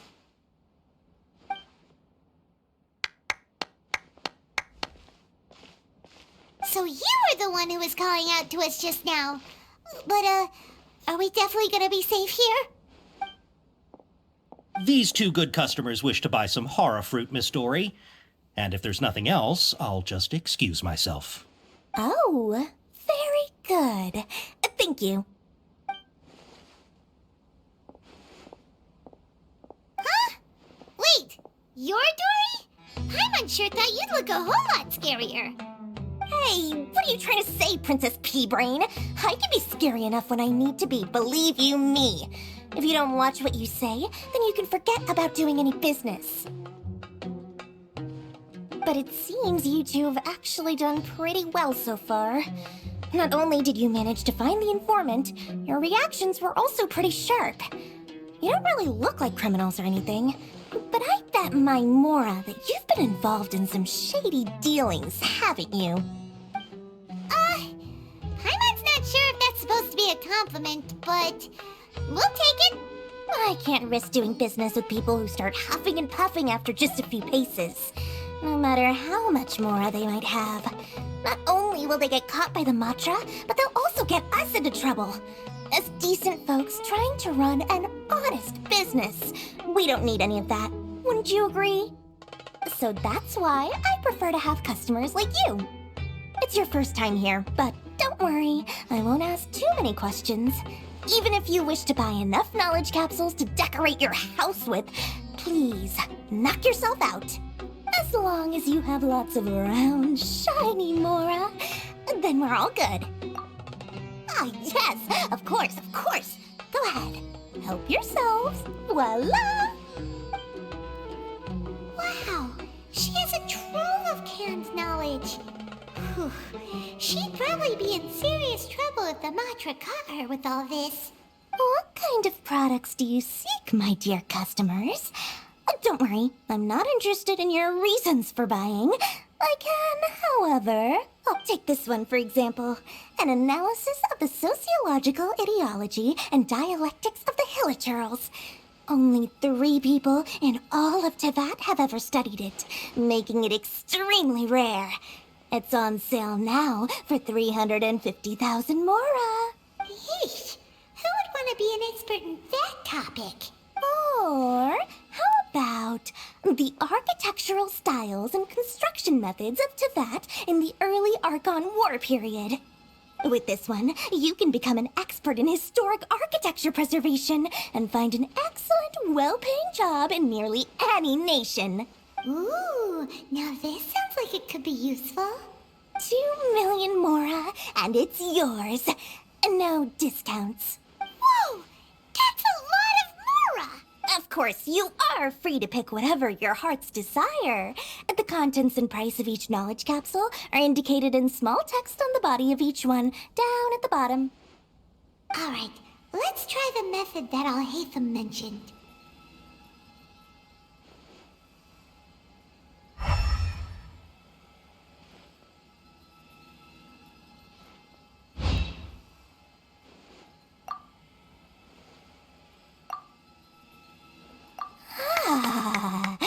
You've really got a good head on your shoulders, and quite the eye for quality.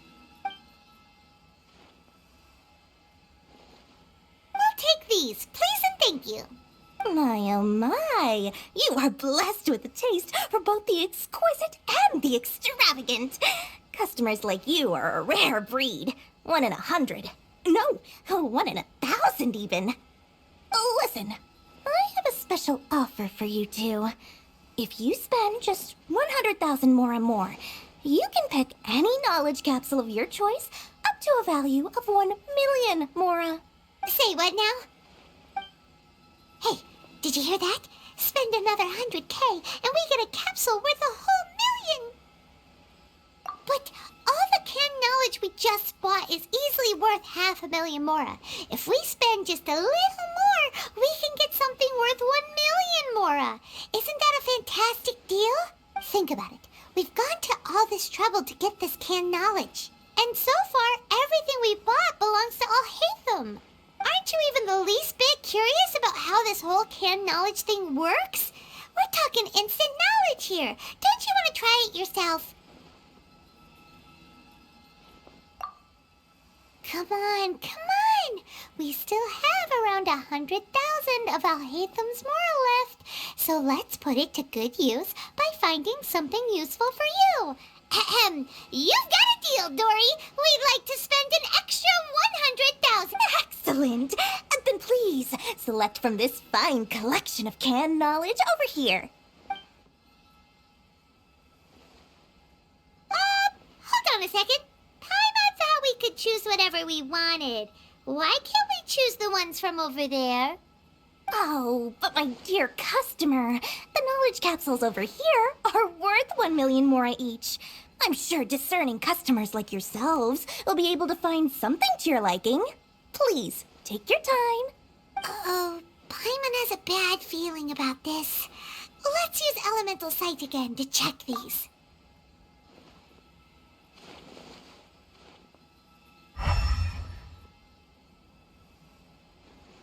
So, what did you see? So, they're all worth about the same amount? Well, anyway, the mora's already been spent, so let's at least try to find something useful. Let Paimon take a look here. An introduction to traditional Sumeru brewing techniques, the art of growing spices, an overview of ancient runes. Oh, how about this one? Sword Fighting Techniques 8. Not sure we'd ever find volumes 1 through 7, but at least this knowledge should be useful, right? Let's go with this one. Dory, we'll take this one. All right, very good. I'm expecting some new goods in the next couple days, so be sure to check back again soon. Whether it's canned knowledge or anything else you need, bring your mora to Dory and doors will open. Our dealings with Dory went smoothly enough. Let's head to Wakala Funduk and meet up with Alhaitham. Hopefully now... It's sometimes even more exciting than living.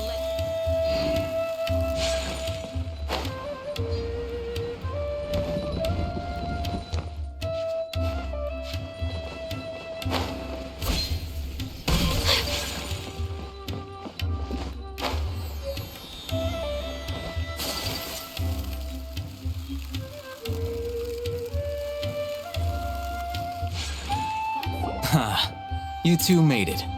And from the looks on your faces, you were successful. Whoa, there's so many people from the academia here. Why would you pick this place as our meetup spot? Well, Wakela Funduk is under the Academia's control, so naturally the Academia has people working here. I came to Port Ormos under the pretense of conducting official business. You're a pretty daring guy. Relax. No one here is interested in anything we say, and the Matra won't come here. Okay now, tell me how your encounter with Dory went.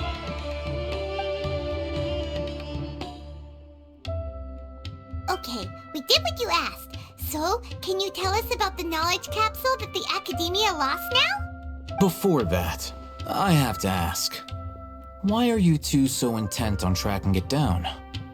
You don't have to answer, of course. Yeah, he just wants to meet the God of Wisdom and ask her about something important. We've been in Sumeru for a while now, but we still haven't found a way. When we heard that the Academia had lost something that might be related to the gods, we came here in case it turned out to be our lucky break. In that case, you're on the right track. A short while ago, the Academia lost a knowledge capsule in the desert. It's supposedly a divine knowledge capsule. Use it, and you'll gain the wisdom of the gods. Wow, there's really such a thing as that? Hey, if we find it, do you think we could learn how to meet the Dendro Archon? Ooh, or how to find your sister? I highly doubt it has any mystical properties, but it does indeed exist. And it's right here, in Port Ormos. So, where exactly? That's what we need to find out next. I won't deny that. I am investigating because I'm curious as to what the divine knowledge capsule truly is. As you know, The Eremites in Port Ormos also have their eyes on it. It is an extremely precious item. The knowledge contained within may bring great power or wealth to whoever has it in their possession. Several brigades have been vying for ownership of it as of late, but there is still no victor. My personal finances and connections cannot compete with those of the Eremites. After attempting various methods, I finally managed to reach a tentative agreement with several brigades. I agreed to forego ownership of the Divine Knowledge Capsule in exchange for the opportunity to study it. After all, there's no harm in understanding what it is. However, there are those who are less amenable to negotiation, such as those from Ain al-Ahmar. They adamantly believe that the Divine Knowledge Capsule contains the Scarlet King's power, and that he will return to this world when they obtain it. They refuse to let anyone from the Academia tarnish their deity's soul. So you kept hounding them because they refused to cooperate with you? Yes. Ain al-Ahmar isn't exactly wealthy, but its members are determined to get that capsule by any means necessary. To that end, they've resorted to many methods more foul than fair in order to amass sufficient funds. So, I've been sabotaging their business to force them into negotiating with me. The Divine Knowledge Capsule should be up for a secret auction within the next few days. Each brigade will place their own bid, and the prize will be covertly given to the winner. To ensure the capsule's security and to evade the mantra's notice, the winning brigade will not publicly disclose their victory. Unless I know whose hands the Divine Knowledge Capsule ends up in, my agreements with them will fall through. Dory is the most reliable source of information, but that avenue was previously closed to me. With you on board now, the situation is different. In other words, you wanted us to befriend Dory so you could find out where the Divine Knowledge Capsule is. Yes, you can say that. But this arrangement harms none of us. The day after tomorrow, go back to Dory and try to purchase information on the Divine Knowledge Capsule's whereabouts. If she has no information, wait 2 days and approach her again. If I get the opportunity to study the Divine Knowledge Capsule, I will relay my findings to you. Will that suffice as compensation? Okay, then we'll meet up in 2 days. Haytham, before you go, we actually bought a knowledge capsule for ourselves, but we're not sure how to use it. You two want to try using a knowledge capsule? Sure, I can teach you. Doing so right under the Academia's nose is a bit problematic, though. What do you say we head to the outskirts of town?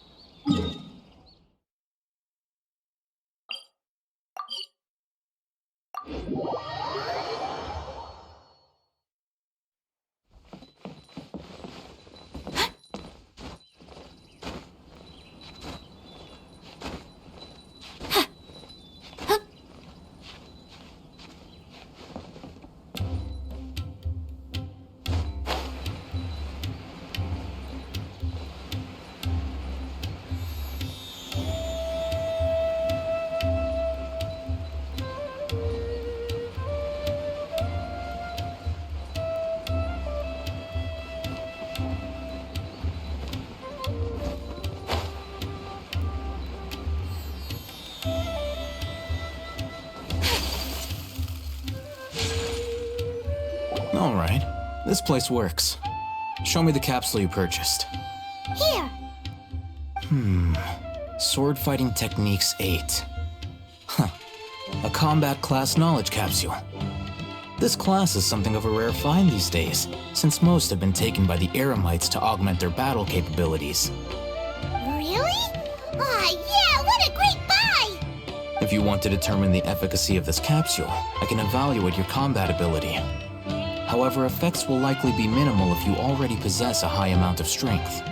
We can conduct a controlled experiment where you fight 2 battles, one before using this knowledge capsule and one after. While you fight, we can use an Akasha terminal to monitor your various physical parameters. There may be variances in your physical strength between the 2 tests, as well as a disparity in your opponent's abilities. But don't worry, I'll run statistical analyses afterward to mitigate any confounding effects. Wow! Haytham! You must have been one of those guys at the academia who got top grades on everything. Paimon's curious about something, though. You definitely weren't one of those students who needed canned knowledge to graduate from the academia, right? So why are you risking getting caught by the mantra for this capsule? When you are unable to understand a researcher's actions, most cases can be attributed to curiosity. This is but one theory. Sounds like you're trying to avoid the question. All right, let's begin the test. Just fight as you normally do.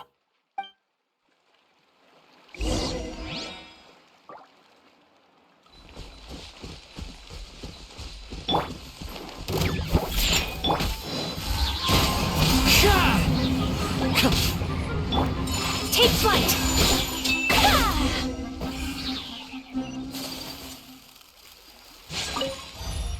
All right, I'll link your Akasha terminal to record data. The next step is to use this knowledge capsule. Hold it in your hand. I'll help you establish a connection with it so you can activate its power.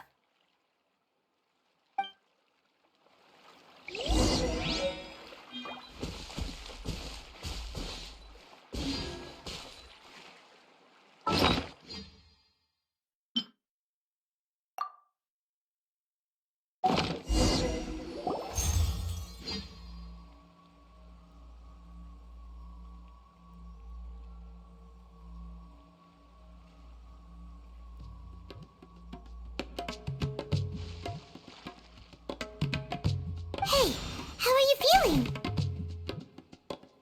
You mean that it worked? All right, time for round 2. Fight with the same composure as before.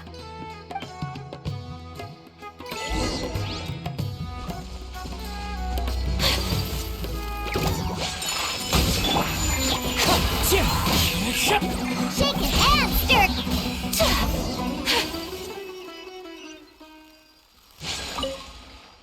Now, I'll start recording data again. Haytham, how's it going? Well, the knowledge capsule you purchased did improve his combat capability. During the second fight, his overall fighting performance increased by 0.073%. Wait, how much?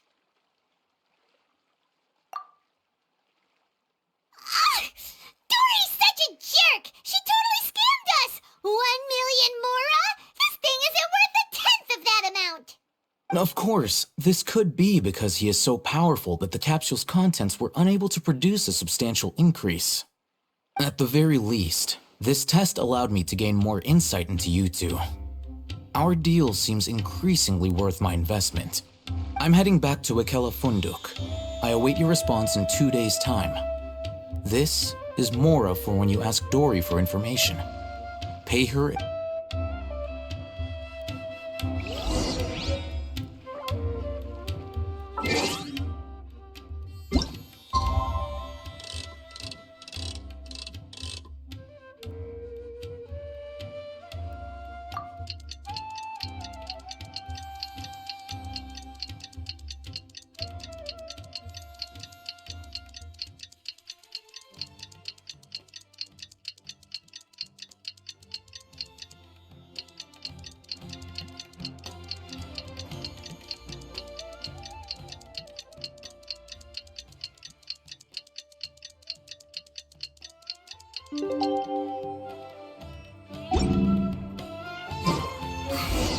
Let's see Dory today and ask her about where the divine knowledge...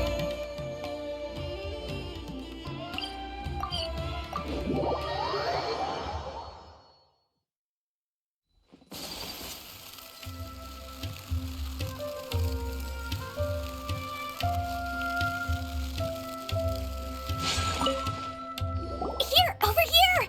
Welcome back, my loyal patrons. What can I do for you this time? You name it. Canned knowledge, supplies, or anything else you need. I'll find a way to get it. Where there's a waterfall of Mora, there's a way. Can you really get us anything we want? Anything at all? Uh-huh. So it appears that canned knowledge alone is no longer sufficient for your opulent appetite. Then please, oblige me. Tell me what you have in mind. Oh! I knew customers with pockets as deep as yours would undoubtedly crave something more profound than ordinary canned knowledge. But you know, that kind of information isn't going to be cheap. After all, I had to work really hard to weasel my way into the auction site. Not to mention that if anyone found out that I was the leaker, I would be in big, big trouble. But how can we be sure your information is accurate? Paimon's curious how you just happen to have this kind of info the moment we need it. Because to me, anything of value is what I consider to be my supply. Therefore, I must always be aware of what's hot on the market in order to secure more sales. As for the information's authenticity, well, you've no need to worry about that. I used a camera to take a picture of the transaction. That way, no one can dispute it. It's always a pleasure doing business with such sterling patrons. Now that you've paid in full, here's the scoop. The Divine Knowledge Capsule was purchased yesterday by a certain Misery, the leader of Ain el-Ahmar. Ain el-Ahmar? You mean the Eremites who worship the Scarlet King? Ah, so you're already familiar with them. The group has done everything in their power to obtain the Divine Knowledge Capsule. After all, they believe it contains the power of the Scarlet King. That Divine Knowledge Capsule is unlike any other canned knowledge I've seen before. It was glowing bright red. The capsule is clearly visible in the picture I took. You can look for yourself. Thanks for the info, Dory. Please, it's my pleasure. It's all thanks to discerning customers such as yourselves that my efforts yesterday were not in vain. Please, don't hesitate to contact me if you ever need anything else in the future. More effort, Dory, opens doors. Well, we figured out where the Divine Knowledge Capsule is. Turns out, it ended up in the hands of Ain el-Ahmar. Let's head back and talk to Al-Haytham.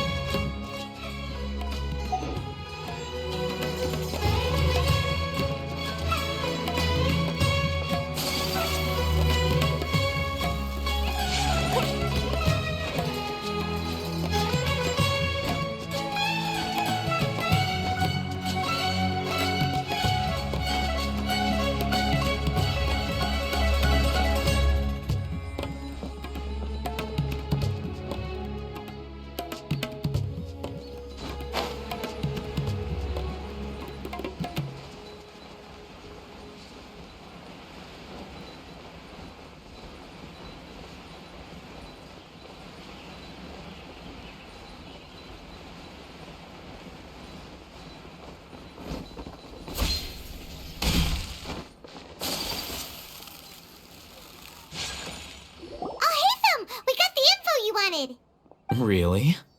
All right. Let's hear it. Dory even gave us evidence to verify the intel. Have a look. Huh, look at that. Clear as day.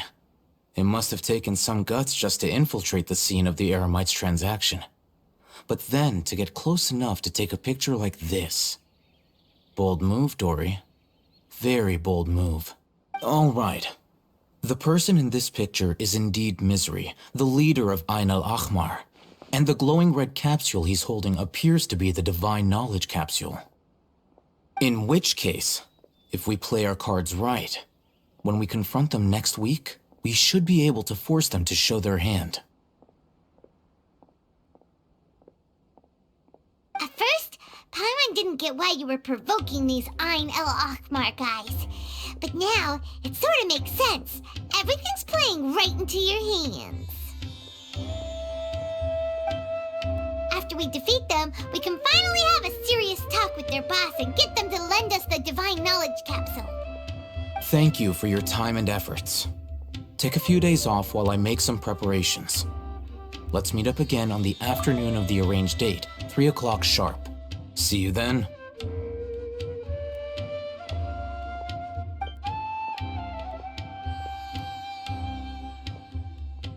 Al-Haytham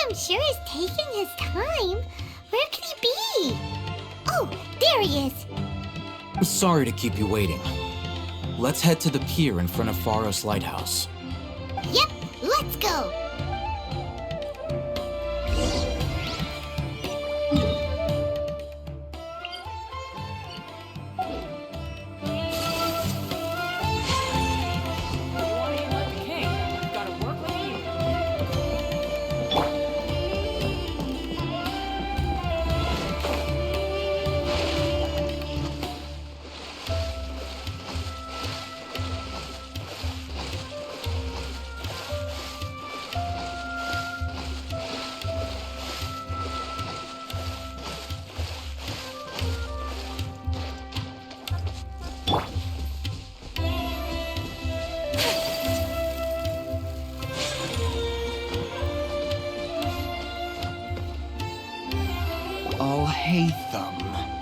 I knew you were crazy, but I didn't know you were crazy enough to actually show up.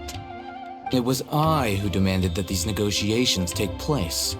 I was more worried that you might go back on your promise. But to your credit, it appears that you're sticking to your word. This is turning into quite an occasion. I also brought some backup. I assume you don't mind.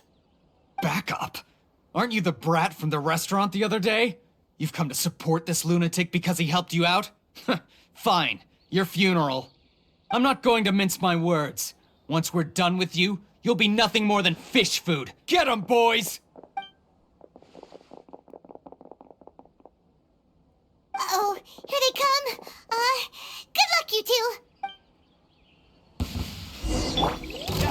Holy me! Wind strike! Following orders.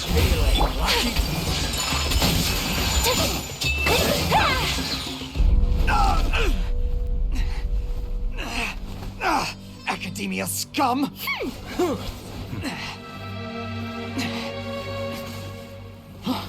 Boss! Finally! Did you use it? Great! Now we can...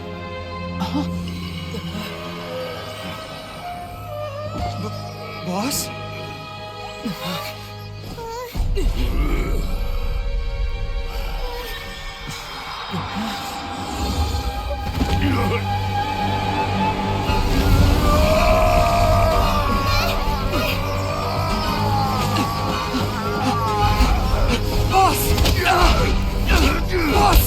What's wrong? What happened to him? We have to cut his Akasha connection, now.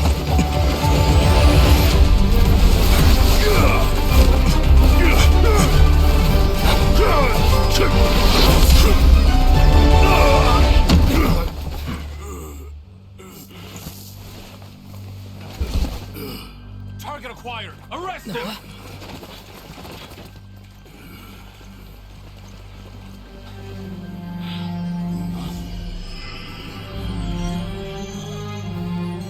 Do not impede our work. Is that understood, Al-Haytham? Of course. I was only trying to help. Take him away!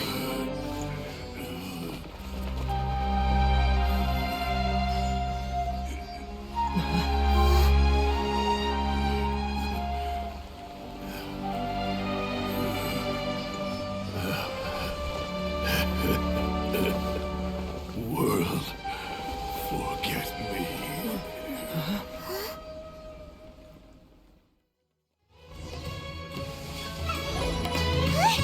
What in Tibet just happened? It's like that big guy suddenly lost his mind. It looks like he used the Divine Knowledge Capsule. You mean the Divine Knowledge Capsule did that to him? Oh, yeah. You mean how some researchers go insane after getting knowledge from Irminsul?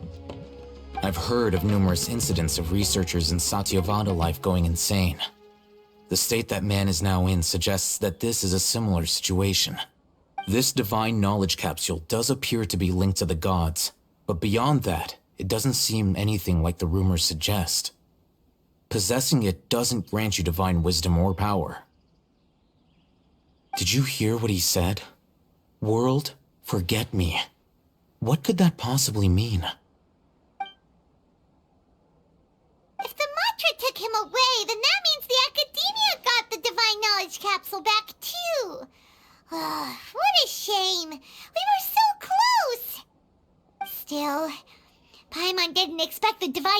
capsule would be so dangerous. Imagine if we tried to open it. Oh, who knows what would have happened to us? As things stand, there is no reason for me to remain in Port Ormos. I believe our collaboration has also reached its end. Oh, we were so busy trying to find the Divine Knowledge Capsule that Paimon forgot to ask you something.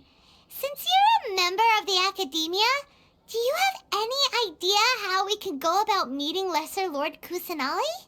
Truthfully, I don't. Lesser Lord Kusanali appears to exist outside of Sumeru's entire administration. Most of the time, you wouldn't know she exists at all. Moreover, since the Academia possesses the Akasha, a symbol of our deity's wisdom, scholars have no reason to desire to make contact with the deity herself anyway. Everything about Lesser Lord Kusanali is such a mystery! I'm heading back to the Academia. How about you two? It's almost the day of the Sub-Zero's festival. Maybe we should head back too. We've been rushed off our feet over the past few days, so maybe a little rest and relaxation will do us good. Then we'll part ways here, Alhaitham, until we meet again.